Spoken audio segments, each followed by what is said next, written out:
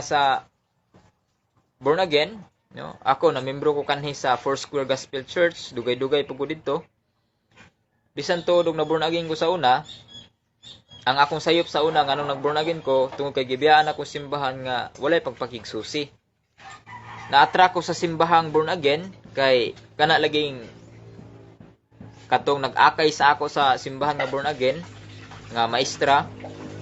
Nakita man po na ako sa iyang kinabuhi nga buotan, no? Diyos nun. Sige Bible study. So, ang nakapa-attract na ako sa born again sa una, kining ilang batasan, pamaagi sa pagsimba. Katong sige nako guban-uban sa akong maestra nga mo'y nag-Bible study sa ako sa una, di ko guban-uban silang simbahan, makabantay ko nga nindot man ilang pamaagi sa pagsimba, ano? Padayag gid niya ilang pagsimba sa Ginoo, muday gid sila, taas ang kamot, no, magkumbo-kumbo, maghilak-hilak. So nakaangay ko anang panahona. So nag-born again ko kay simpre nakaangay man ko nya. Una-una po na ako sa una, dili man pud sayop na ilang gitudlo kay Bible man. So sa diyang nahigmatas ko sa kamatuoran nga niingon pa ni St. John Newman nga a person who is deep in history will cease to be Protestant. Unsay binisaya? Ang tao daw kuno nga lalom og kahibalo sa kasaysayan muundang gid sa iyang pagka-protestante. Kay kini mga born again, mga anak nas protestante, no? Gikan na gyapon nas protestante ang mga born again. Mo na nga gaghan kay relihiyon karon tungod kay nagkadaiya ang pagtulunan, nagkadaiya ang pagsabot sa mga tao sa Biblia. Muna importante tana nga naay church magisterium, no? Importante magig nga natay church magisterium. Muna problema sa mga Bible alone na mingon sila nga Biblia lang gyud ang tuuhan, no? Pag wala sa Biblia, dili angay dawaton. Muna pinakaunang sayop sa Protestantism. And the father of Protestantism is walay lain kundi si Martin Luther. Si Martin Luther usa na siya kapare nga Katoliko, Augustinian nga monk. Augustinian siya nga priest, no? Shara, hi Ma'am Shara. Nakadumdum ko ni Ma'am Sara sa SGIT man siguro ni. Tama ba Ma'am Sara? SGIT baka sa una Ma'am? Oh, nangutana si Ma'am Sara, unsa di ay imong church, Brad? Okay. Roman Catholic Church ko Ma'am, pero sa wala pa ko kabalik 2016 pa ko nibalik sa simbahang Katoliko. Lagi si Ma'am Sara kato sa SGIT, ahead na sa ako si Ma'am Sara og mga 2 years yata sa SGIT. Ma'am Sara, kuan ko Ma'am, from 2016 until now Catholic ko, pero sa una nagedad kog 13 years old Ma'am, nakabig ko sa born again. Almost 7 years pug ko na born again. So from 13 years old to 20 years old, born again ko ana. Particularly Foursquare Gospel Church. Mo tong history nako nga na-attract ko sa born again tungod kay nindot ang pamaagis pagsimba, pagawas gid tanan ba? Pagawas gid tanan nimo gibati sa Ginoo nya. Mubasa gid Bible, buotan gid ang kinabuhi kay nagsunod man sa Bible. Unya, Dios nun yun. Muna'y naka-attract na ako sa born again. Katong nag-Bible study sa ako nga maestra, dito ko na-attract. Katong nag-eskwela pa ko sa SGIT, Ma'am Sara, born again ko ato nga time.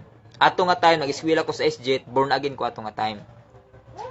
Unya, karon pag-research na ko, Ma'am Sara, sa True Church, kaning topic nga tinuod nga simbahan, nag-research ko nga, kini di ang Roman Catholic Church mao day ni ancient nga simbahan, karaan nga simbahan nga mao gi makakunik sa mga apostoles. But pasabot nga ang mga apostoles na membro gi sa simbahang Katoliko.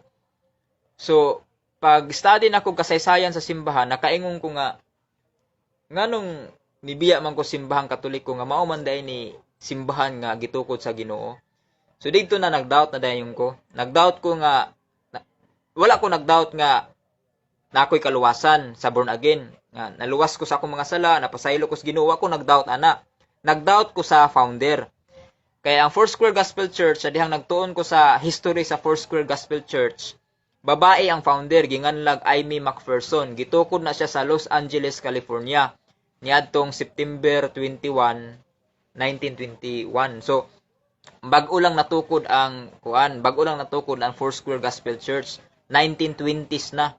So layo kayo sa panahon ni Kristo. Nahibalo ba yata nga ang panahon ni Kristo, first century ta. Si Kristo nabuhi sa Jerusalem, particularly gipakatawo siya sa Bethlehem, nagdako si Kristo sa Nazaret. Unya, ang tuig si Kristo na tao, unang siglo pa. Unya, ang Foursquare Gospel Church, 20th century na natukod. So naay gap nga 1,900 years. Naka-question ko, kung tinukod ni Kristo ang Foursquare Gospel Church, nganong 1,900 pa man katuig ang nilabay, adi sir natukod.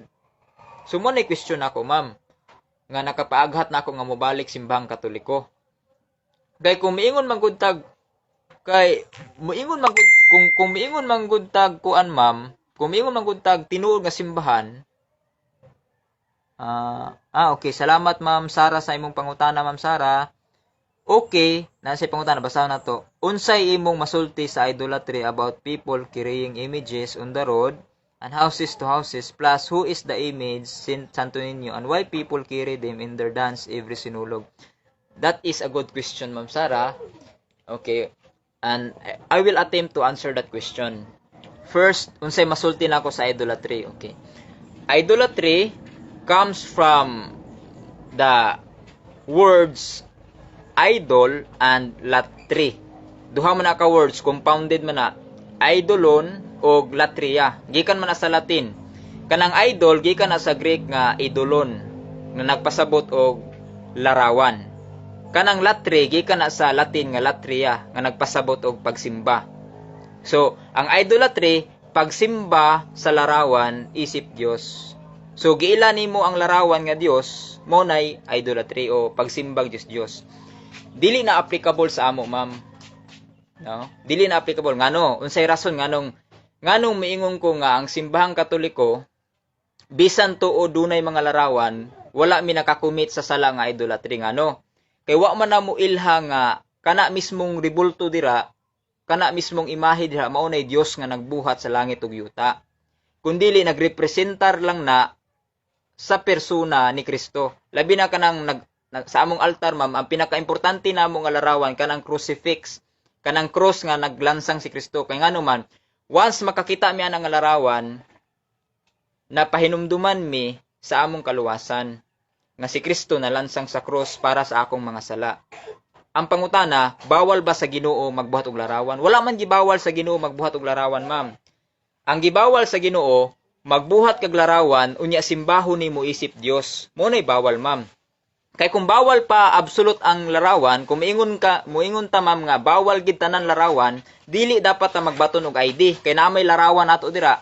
Kana dapat ang monumento ni Rizal sa Rizal Park, sa Gingguna Park, pulpugon dapat nato na. Ingno nato si Mayor Lagnada nga, Mayor, nakasala ka sa Dios kay nagbuhat kag larawan. Kung ang gibasihan nimo sa imong pagsupak, ma'am, kanang mabasa sa Exodus chapter 20 verse 4 nga, dili ka mo magbuhat og larawan bisan unsa makita sa langit, sa yuta, sa ilalim sa yuta, dili na absolute command sa Ginoo. Nganuman, kung sabto nimo na nga absolute command, tanan larawan makit-an nimo sa langit, sa yuta, imo ging pampulpugon. Larawan ni Jose Rizal, imong gubon. Larawan ni McDonald's, gubon nimo. Larawan ni Jollibee, musulod kag Jollibee, gubon nimo. Pero nganong gidawat man nato na, kita mismo natay mga larawan sa atong kaugalingon, ang ID. So, ato nang gidawat, yawa man ato na siya simbaha isip Dios. Mao pud na, wala magtudlo ang simbahang Katoliko nga ang mga larawan nga naa simbahang Katoliko giisip namo nga Dios. Wala. Representation lang na siya. So, napay kana isayaw ang Santo Niño sinulog, dili ba na pagsimba? Okay. Next question up to, ma'am. Kanang pagsayaw Santo Niño sinulog, dili ba na pagsimba? Kaya ako, ma'am, sa una nagapilan man ko sinulog nya. Diya sa Foursquare, mulabay man ang sa Gabriel, mulabay man dira ang magprosesyon. Usa ko ana nga mokatawa, ma'am, sa mga Katoliko katong born again pa ko nga time, katawan na mo na sila kanang magsinulog na sa January 15. Mga tawa mi kanang magtiniil sila, magsayaw-sayaw. Hunahuna ako sa una sa pagsimba na, nagsimba sila sa Santo Niño.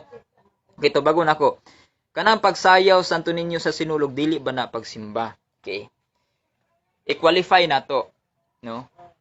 Mangutana sa ko, ma'am, how do you define worship?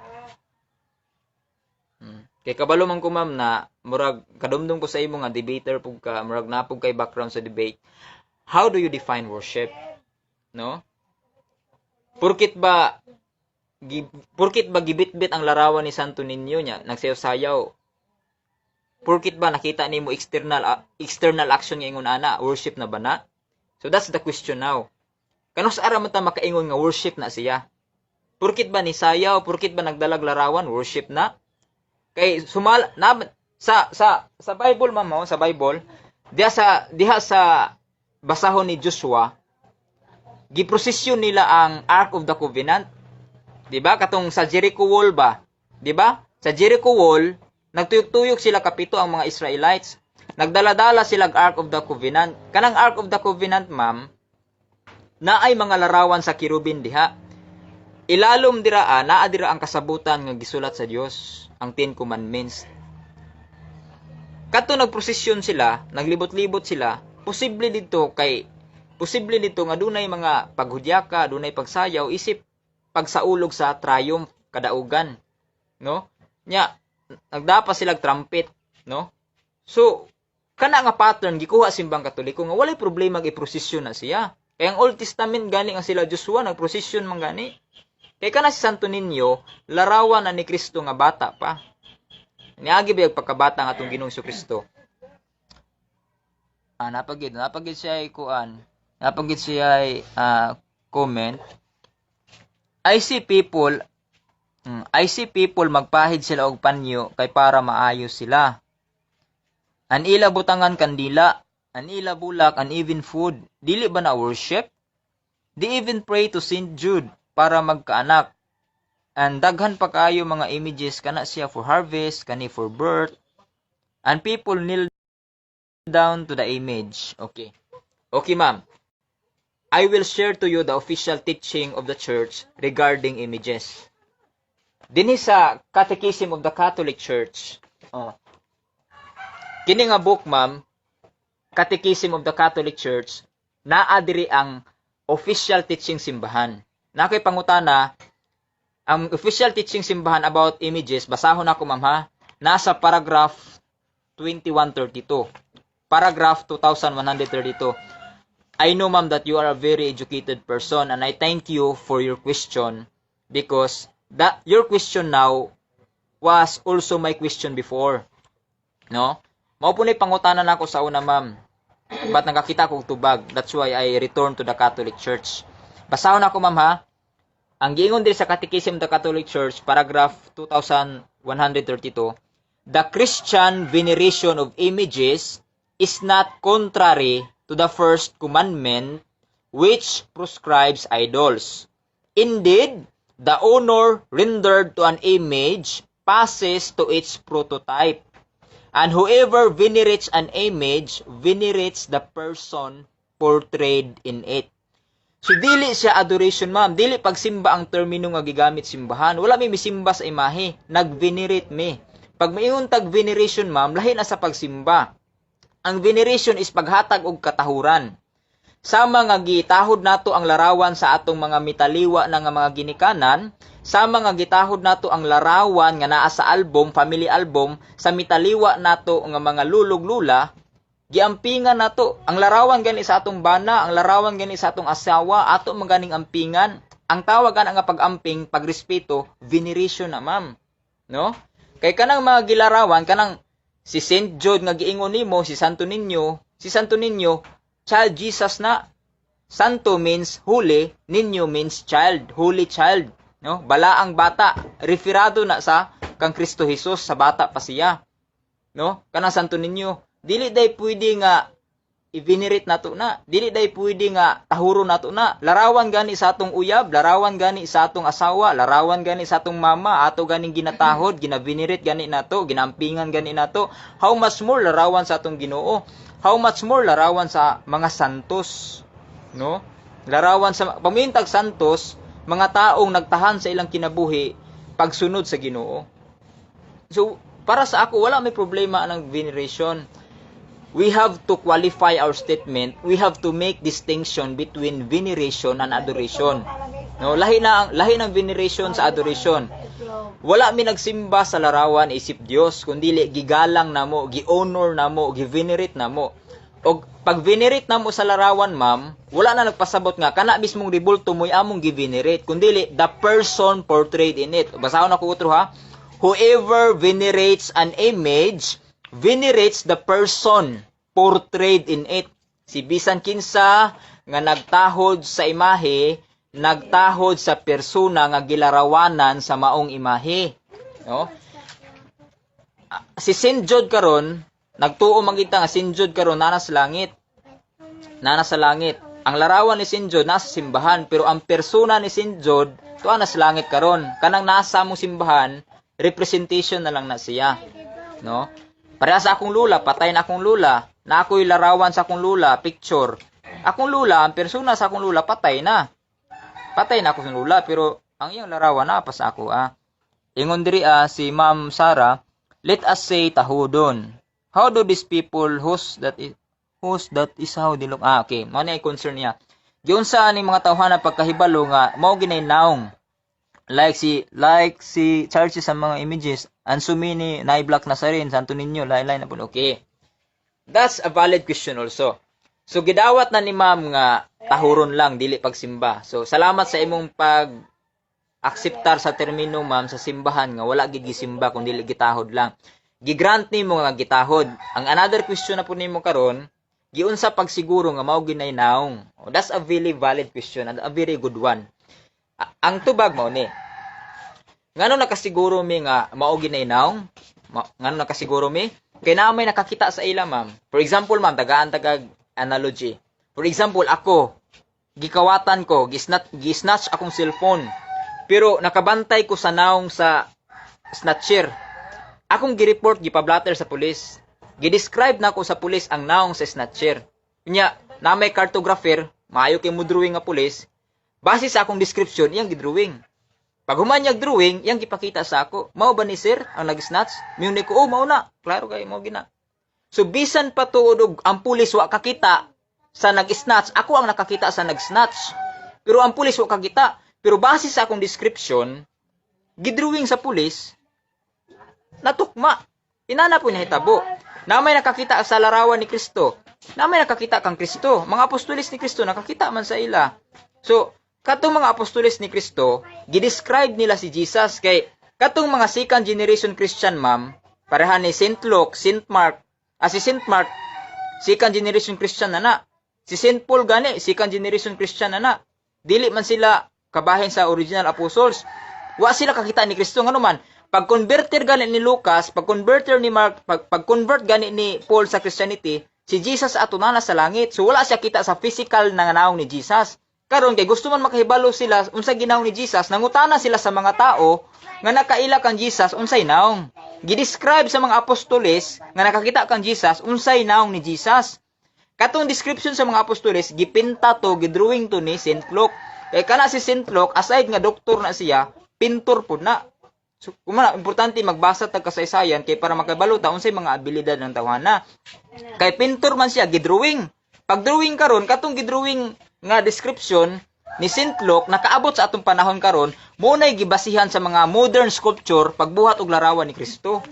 Mao po nay nahitabo sa laing-lain nga mga lain-lain nga mga larawan sa santos. Namoy nakakita sa napoy nakakita ang San Pedro, mao po nay nga process gidescribe ang naong ni San Pedro, gidrawing, ang drawing nakaabot sa panahon nato karon, mao na ilang mga larawan.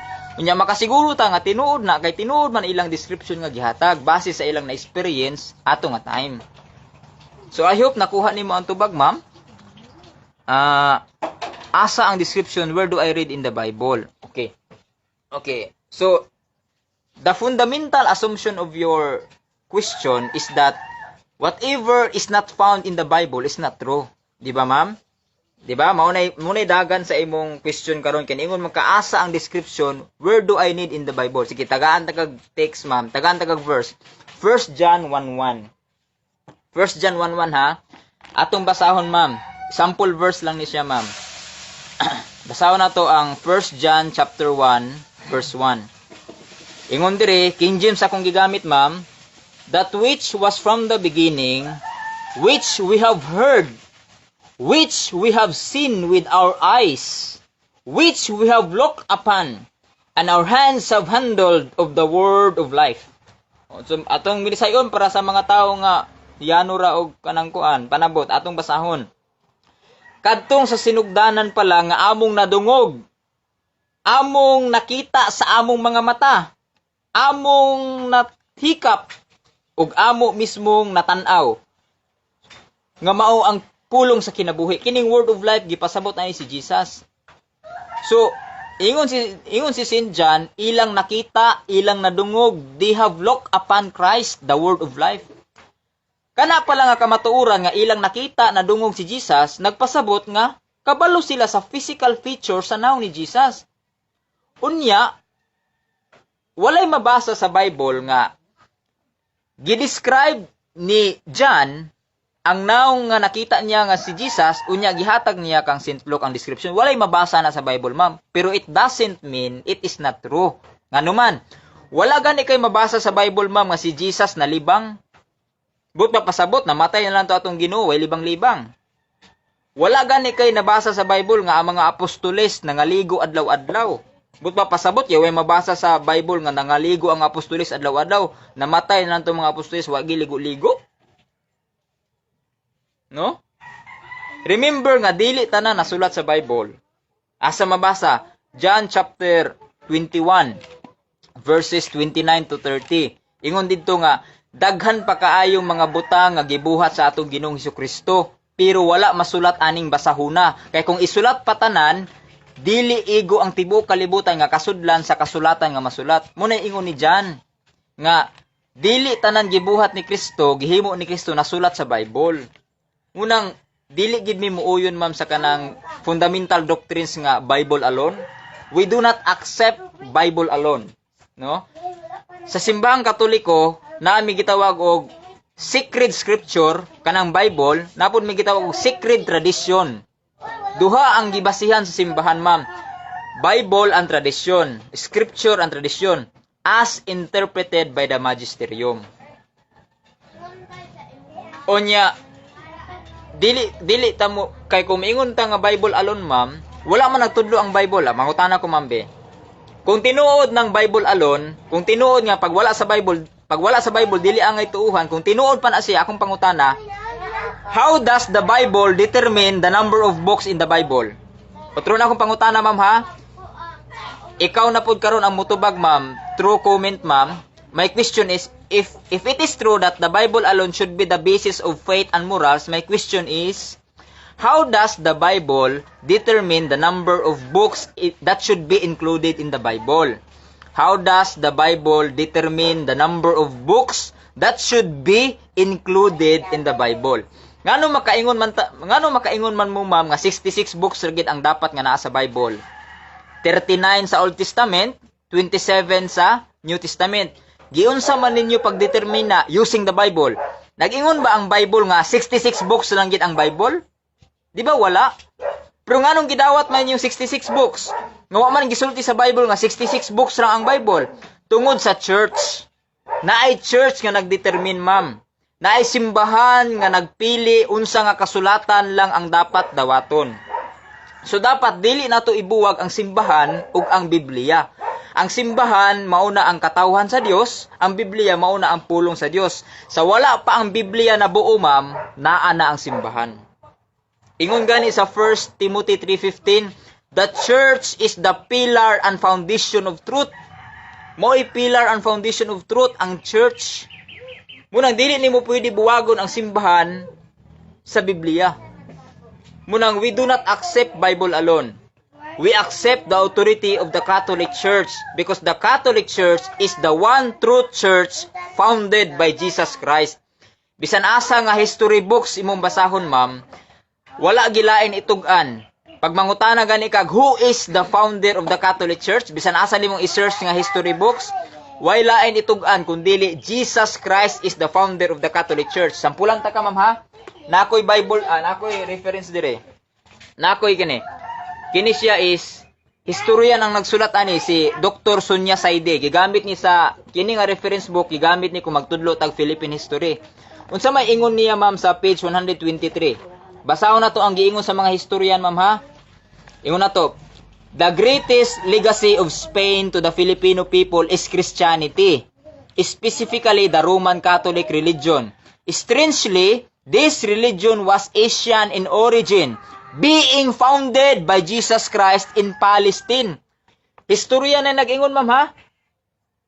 Ang qualification ani ni Dr. Saide is Doctor in Historical Science ni siya. Nag-eskwela ni PhD sa history. Niingon siya, the Roman Catholic religion was Asian in origin, being founded by Jesus Christ in Palestine. Ang Romano nga simbahan nga tinukod ni Kristo sa Palestina. So the founder of the Roman Catholic religion is Jesus Christ. Okay, thank you, ma'am. Ingon siya, thanks for answering all my questions. That's what people say. They don't worship, but their action says otherwise. Okay. Ma'am, tubagon ako na last. I hope dili pa ka muhawa. Tagay kog panahon nga matubag na ako ninyong statement. Ingon ka nga, action speaks louder than words. No, mao na. Ma'am, remember nga, ang action ug intention, ma'am, mag-uban na siya, ma'am. Dili tanan action, makita nimo sa gawas, mao na intensyon. No? Kay na may mga tao nga nagpakruning nun lang. Para gunani, ako teacher man ko. Dili tanan nga magdulduol sa akong estudyante, mutabang ko na, sir, ako'y dala sa imong eraser, sir. Sir, ako'y dala sa imong mga libro, sir. Dili tanan tinud-anay na ang action sa gawas, makita na ko buutan ni nga bata, pero wa ko kahibalo nga ang intention di ay okay, God bless, ma'am. Thank you for your time also. God bless sa imo, ma'am. Have a good day and salamat sa imong participation. Okay. So, bisan to dog wala na si Ma'am Sara, tubagon lang gyapon nato to yang giingon nga action says otherwise, no? Ang bot niya pasabot nga porkit nagluhod at tubangan sa larawan pagsimba na. Kanang giprosesyon pagsimba na, no? Mao man gud nay ipamugos sa kuan sa non-Catholic sa tuang mga Katoliko, no? Mao gud nay subo pamalandungon mga kaigsunan kong Katoliko. Kay mapasanginlan kita perminti sa dili Katoliko, no? Mapasanginlan kita perminti nga nagsimba gid mga larawan. Utruhon ako, ha. Mga naminaw karon sa Facebook live nako nga dili Katoliko, utruhon ako. Palihog lang, ayaw in taon mi aligari nga nagsimbag larawan. Unless you can give me a valid definition of worship that is biblically true, then we have to discuss what is the nature of worship. Before mo moaligar nga nagsimba mi sa larawan, unaw naa sa ninyo unsay definition sa pagsimba. Dili porket kay giludhan, dili porket kay giprosesyon, pagsimba na, no? Kaya ang pagsimba manggod, it involves the heart, the intention, no? Kung giisip nimo na nga object nga Dios nimo nga mo'y nagbuhat sa universe, pagsimba na siya. For example, kining libro nga akong gihawiran karon, isipon ako ni nga Dios. Kining libro ba kining libro? Isipon ako ni nga Dios. Inya gisimba nako, gikandilaan nako, giprosesyon ako ning libruhan Nya ako ning gikisan-kisan nga libro, nya sa akong kasing-kasing hunahuna, mao ni ang Dios nga nagbuhat sa langit ug yuta, mo nay pagsimba. Pero kung gitrapuhan na nako ning libro, nya akong bandalarya ka importante sa ako, pero wala ko isipa nga Dios, dili na siya pagsimba. Makonsider lang siya pagsimba kung gihimo nimong Dios ba, giila nimong Dios nga kana nga object giila nimong Dios, mo nay pagsimba. Kitang mga Katoliko, wala man ta mag-ila nga kanang mga balaang imahe sa atong simbahan, Dios gina nga matuod nga mao ginagbuhat sa langit ug yuta. Kahibaluta unsa na nga materialis. Kahibaluta nga kanang mga imahe sa simbahang Katoliko, binuhat na siya sa kahoy ang uban, binuhat na siya sa simento ang uban. Nahibaluta nga mao na iyang material constitution. Wala ta nagtudlo nga kanang larawan dira mao na Dios nga nagbuhat sa langit ug yuta. So, kay wa man ta nagtuo ana, dili na insakto ilang aligasyon nga nagsimba ta og Dios. Kay wala man nato giila nga God. Wala nato giila nga God. May buntag Sir Clyde Gitgano, igagaw ni Father Darwin Gitgano. Ako rang ipadala ang box, bro, no? Nangita ra kog binta karon nga adlaw. Padala na ako ang Kuha siya nga box bro, mga Bible dictionary ni bro. Padala na ako puhon. Karon nga day or ugma, bro Clyde, no? Since wa ko ka reply bro Clyde, natuog na ko bro Clyde.